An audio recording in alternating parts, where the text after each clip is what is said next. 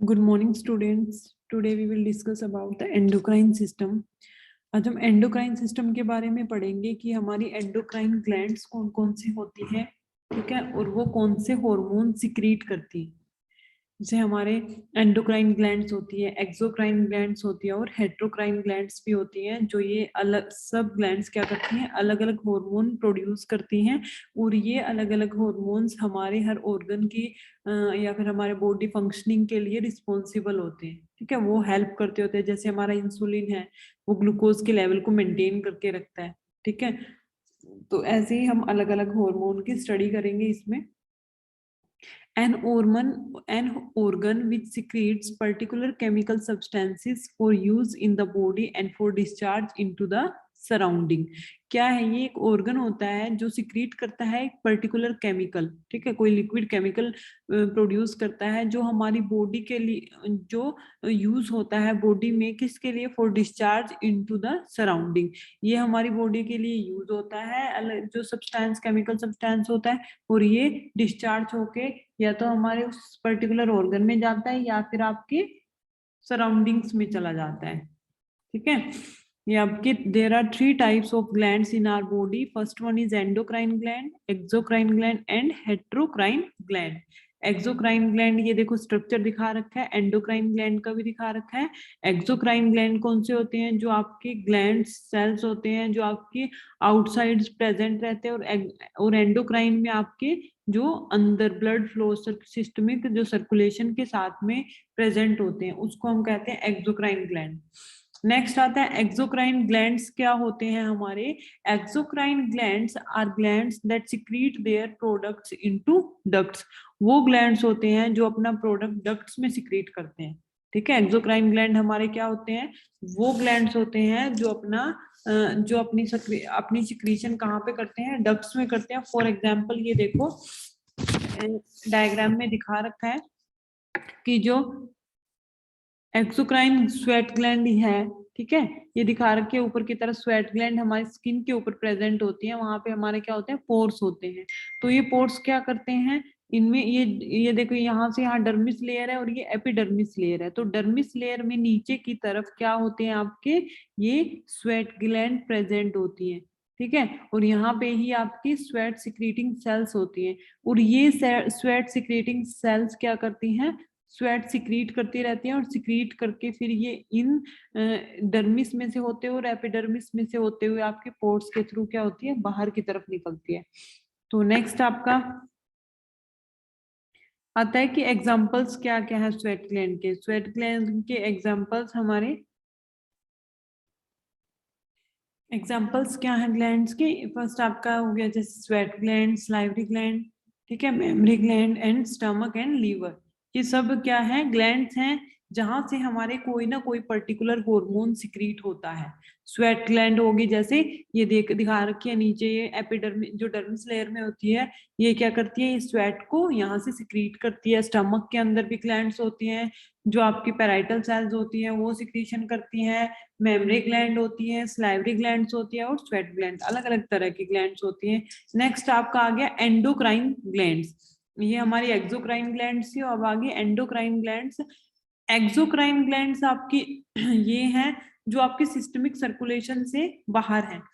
Endocrine glands वो होंगी जो glands that secrete their product and hormone directly into the blood rather than through the duct. ये किसी duct में secrete नहीं होंगी, ये कहीं और सिक्रीट नहीं होंगी, ये जस्ट आपके डायरेक्ट ही सिस्टमिक सर्कुलेशन में सिक्रीट होगा, ठीक है। जैसे कि आपकी पिट्यूटरी होगी, पिट्यूटरी आपकी मास्टर ग्लैंड होती है, ठीक है, और यहाँ से आपका यहाँ हाइपोथैलेमस भी होता है। यहाँ आपका थायराइड ग्लैंड है, जैसे एड्रिनल कोर्टेक्स है, एड्रिनल मेड्यूला है, पेनक्रियास है, ओवेरियंस है, टेस्टिस है। ये सारे आपके क्या है? अलग अलग ग्लैंड्स हैं जो सिक्रीशन आपकी सिस्टमिक सर्कुलेशन में करती हैं। डायरेक्ट उसमें कोई डक्ट्स नहीं होता, कोई कहीं आउटसाइड कहीं और सिक्रीट नहीं होता।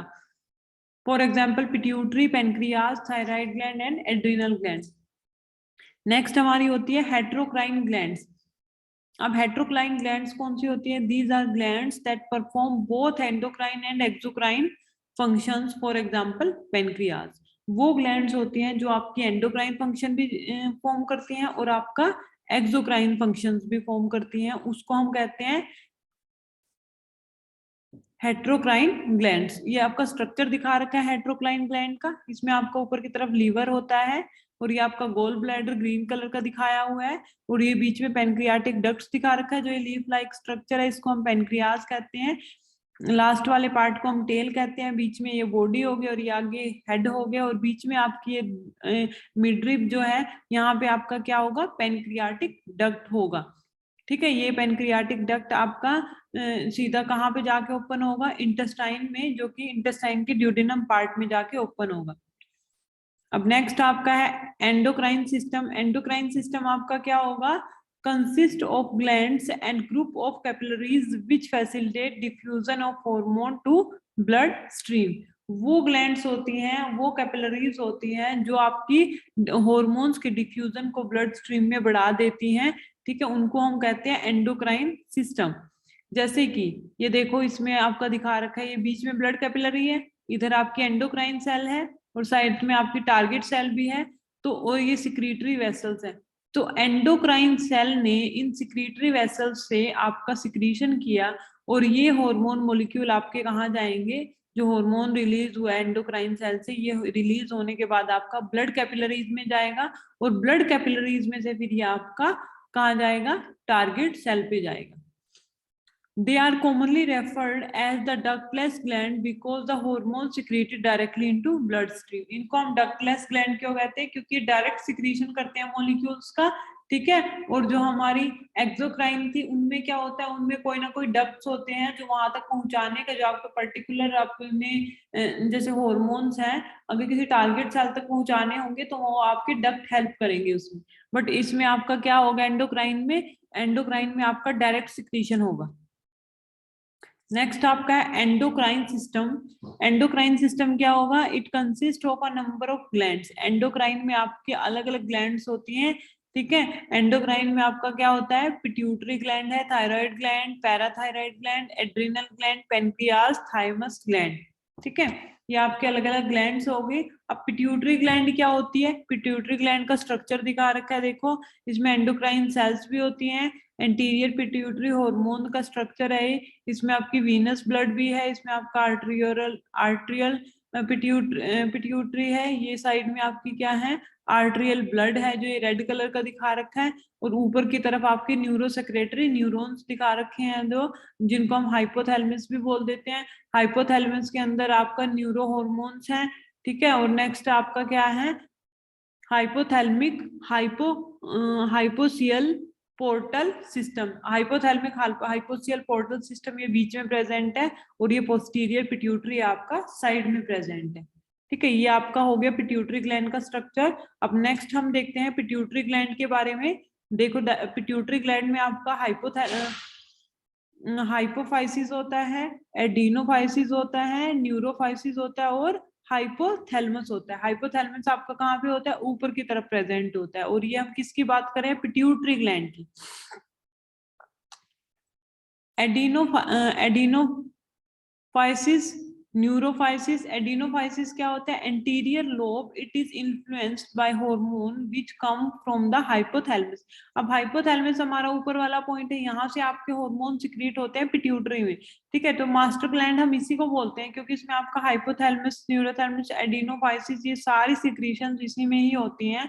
तो न्यूरोफाइसिस क्या होता है, posterior lobe, it is influenced by neurons which convey hormones directly from hypothalamic nuclei to for storage of posterior lobe। ये आपका डायरेक्टली कहाँ पे स्टोर करेगा, पोस्टीरियर लोब में स्टोरेज कर देगा। और डायरेक्टली आपकी न्यूरॉन्स विच कन्वे हॉर्मोन्स, डायरेक्टली हॉर्मोन्स को कहाँ कन्वे करेंगे, टू द हाइपोथैलेमिक न्यूक्लियाई। ठीक है, तो ये हो गया हमारा स्ट्रक्चर की बात, ये हमारा स्ट्रक्चर हो गया पिट्यूटरी ग्लैंड का। नेक्स्ट हो गया हार्मोन। अब हार्मोन देखो, ये ब्रेन का स्ट्रक्चर दिखा रखा है, यहाँ पे आपका एंटीरियर लोब और इंटरमीडिएट लोब और पोस्टीरियर लोब दिखा रखे हैं। जैसे एंटीरियर लोब में आपकी कौन सी होती है, growth hormone, prolactin, thyroid stimulating hormone TSH, adrenocorticotropic hormone ACTH, follicle stimulating hormone FSH, luteinising hormone. ये सारे आपके एंटीरियर लोब के हार्मोन्स हैं। नेक्स्ट आपका इंटरमीडिएट लोब में कौन से हैं, A and B melanocyte stimulating hormone. A and B melanocyte stimulating hormone आपके कहाँ पे होंगे, इंटरमीडिएट लोब में। पोस्टीरियर लोब में आपके क्या होंगे, वैसोप्रेसिन और ऑक्सीटोसिन। वैसोप्रेसिन मतलब एडीएच, ठीक है। तो ये सब आपका हो गया हार्मोन्स के बारे में, हार्मोन। और नेक्स्ट आपका है एंटीरियर पिट्यूटरी कौन सा होता है, ये देखो हमने पिट्यूटरी ग्लैंड का स्ट्रक्चर किया है, ठीक है। और ये आपका इंटीरियर पिट्यूटरी है। एंटीरियर पिट्यूटरी में आपका हाइपोथैलेमस न्यूरॉन्स दिखा रखे हैं, ऊपर की तरफ प्रेजेंट है। ये आपके पोर्टल सर्कुलेशन है, और ये पोस्टीरियर पिट्यूटरी है, और नीचे की तरफ आपका एंटीरियर पिट्यूटरी प्रेजेंट है। नेक्स्ट हमारा आता है ग्रोथ हार्मोन जीएच, जिसको हम बोल रहे हैं। तो ग्रोथ हार्मोन्स में आपके कौन कौन से होते हैं, जैसे ग्रोथ हार्मोन ये देखो ऊपर की तरफ पिट्यूटरी ग्लैंड से सिक्रीट होता है, जिसको हम जीएच भी बोलते हैं। फिर ये सिक्रीट होने के बाद आपका कहाँ जाता है, मसल्स ग्रोथ करवाता है, बोन ग्रोथ करवाता है, लीवर में जाता है, ठीक है। सिक्रीट होने के बाद लीवर में जाएगा, और ये आपका क्या कराएगा, ग्रोथ कराएगा, बोन्स की भी कराएगा, मसल्स की भी कराएगा, हर जगह पे ग्रोथ कराने का काम करेगा ये। Stimulating of growth of bone cartilage and connective tissue. First आपका क्या करेगा ये, stimulating of growth of bone, stimulate कर देगा बोन्स को, कार्टिलेज एंड कनेक्टिव टिश्यूज इनको क्या कर देगा, सबको कनेक्टिव टिश्यूज इनको क्या कर देगा, स्टिमुलेट कर देगा, इनको एक्टिव कर देगा। नेक्स्ट हमारा है somatomedins are synthesized in the liver in response to stimulation by the GH। जो ग्रोथ हॉर्मोन्स होते हैं उनकी स्टिमुलेशन से फिर क्या होगा, क्या रिस्पॉन्स आएगा, क्या सिंथेसिस होगी, सोमैटोमेडियंस की सिंथेसिस होगी। सोमैटोमेडियंस सिंथेसाइज हो जाएंगे लीवर के अंदर, जो आपके ग्रोथ हॉर्मोन्स में हेल्प करते हैं। अब नेक्स्ट आपका क्या है, the effect of GH on skeletal growth are mediated by somatomedin. जो आपका ग्रोथ हार्मोन का इफेक्ट होता है स्केलेटल सिस्टम पे, वो आपको स्मैटोमीडियंस होता है। स्मैटोमीडियंस मींस आपकी ग्रोथ करवाता है बोन्स की भी। नेक्स्ट आपका हो गया effect on protein and mineral metabolism. जो प्रोटीन और मिनरल मेटाबॉलिज्म का इफेक्ट है वो आपका क्या रहेगा, on protein metabolism, on mineral metabolism. तो जो ग्रोथ हार्मोन है वो आपके मेटाबॉलिज्म में भी हेल्प करेंगे। GH is protein anabolic hormone. GH क्या है, growth hormone, protein anabolic hormone है। और on mineral metabolism, increase calcium absorption from GIT. तो जो आपका कैल्शियम एब्जॉर्प्शन है जीआईटी के अंदर वो भी इंक्रीज कर देगा, मिनरल मेटाबॉलिज्म कराएगा। और नेक्स्ट आपका क्या है, decrease sodium potassium calcium and phosphorus excretion from kidney. तो जो आपकी सोडियम की, पोटेशियम की, कैल्शियम की, इन सब की क्या कराएगा, फोस्फोरेशन एक्सक्रीशन कराएगा फ्रॉम किडनी के अंदर, ठीक है। तो ये आपका हो गया पिट्यूटरी ग्लैंड से सिक्रीट होता है ग्रोथ हार्मोन। तो ये आपके ग्रोथ हार्मोन्स के एक्शंस हो गए, उसके यूज हो गए। नेक्स्ट आपका effect on carbohydrate and fat metabolism. तो फैट मेटाबॉलिज्म और कार्बोहाइड्रेट्स के ऊपर क्या इफेक्ट होता है ग्रोथ हार्मोन का। On carbohydrate, growth hormone is diabetogenic because it produce hyperglycaemia. जो आपका कार्बोहाइड्रेट्स होते हैं वो क्या होते हैं, डायबिटोजेनिक, यानी कि डायबिटिक प्रोड्यूस करते हैं। कैसे प्रोड्यूस करते हैं, क्योंकि ये आपके क्या होते हैं, हाइपरग्लाइसीमिया प्रोड्यूस करते हैं, इसलिए डायबिटीज प्रोड्यूस करते हैं। ऑन फैट मेटाबॉलिज्म, अब फैट मेटाबॉलिज्म में क्या करेगा ये, growth hormone has catabolic effect that is increases metabolization of fats from adipose tissues. अब आपको पता है कि फैट हमारी बॉडी में एडिपोज टिश्यू में स्टोर होता है। तो जो आपका फैट मेटाबॉलिज्म है वो ग्रोथ हार्मोन क्या करा देगा, उसका कैटाबॉलिक रिएक्शन करा देगा, जिसकी वजह से उसका मोबिलाइजेशन, जो फैट आपका एडिपोज टिश्यूज के अंदर डिपॉजिट है वो आपका रिलीज होना शुरू हो जाएगा, ठीक है। उसका मोबिलाइज होना, उसका खिसकना शुरू हो जाएगा एक जगह से दूसरे जगह पे। नेक्स्ट आपका है केमिकल, देखो डायग्राम में दिखा रखा है, केमिकल एनर्जी में कार्बोहाइड्रेट्स हो गए, फैट्स हो गए और अदर्स हो गए। और जो आपके एटीपी, ये मॉलिक्यूल्स हैं, ATP is equal to body's energy currently, और ये हार्ट हो गया। और ये आपका chemical waste carbon dioxide water है। नेक्स्ट आपका क्या रहेगा, on fat metabolism, growth hormone has catabolic effect that is increase mobilisation. तो क्या करता है ग्रोथ हार्मोन, आपका कैटाबॉलिक रिएक्शंस कराता है, और कैटाबॉलिक रिएक्शंस की वजह से आपका जो फैट होगा वो मेटाबोलाइज हो जाएगा। तो जैसे ही फैट मेटाबोलाइज हो जाएगा वो आपका एडिपोज टिश्यू से डिपॉजिट होना शुरू हो जाएगा आपके और बॉडी सेल्स के अंदर, ठीक है। तो ये हो गया ग्रोथ हार्मोन के फंक्शंस हो गए ये कि आपका जो कार्बोहाइड्रेट्स है उसका आपका क्या कराएगा, उसका आपका डिपॉजिट कराएगा कहीं और पे, आपका मोबिलाइजेशन कराएगा, और फैट का भी ऐसे ही कराएगा। तो नेक्स्ट है आपका कंट्रोल ऑफ ग्रोथ हार्मोन। अब ग्रोथ हार्मोन को ना कंट्रोल करना भी जरूरी है। अगर हम ग्रोथ हार्मोन को कंट्रोल नहीं करेंगे तो क्या होंगे, वो आगे डिसऑर्डर कॉज करने लग जाएंगे कि कुछ और हो जाएगा उससे। तो the release of growth hormone is primary under the control of 2 hypothalamic hormone. जो ग्रोथ हार्मोन है वो हमें जरूरी है उसको कंट्रोल करना भी, कि कैसे कंट्रोल करेंगे, कंट्रोल ऑफ 2 हाइपोथैलेमिक हार्मोन्स। किस किस को, ग्रोथ रिलीजिंग हार्मोन, ठीक है, ग्रोथ हार्मोन, इनहिबिटिंग हार्मोन। तो जो स्टिमुली इंक्रीज ग्रोथ हार्मोन्स होते हैं वो क्या करेंगे, secretions by stimulating growth hormone release, for example during exercise and stress.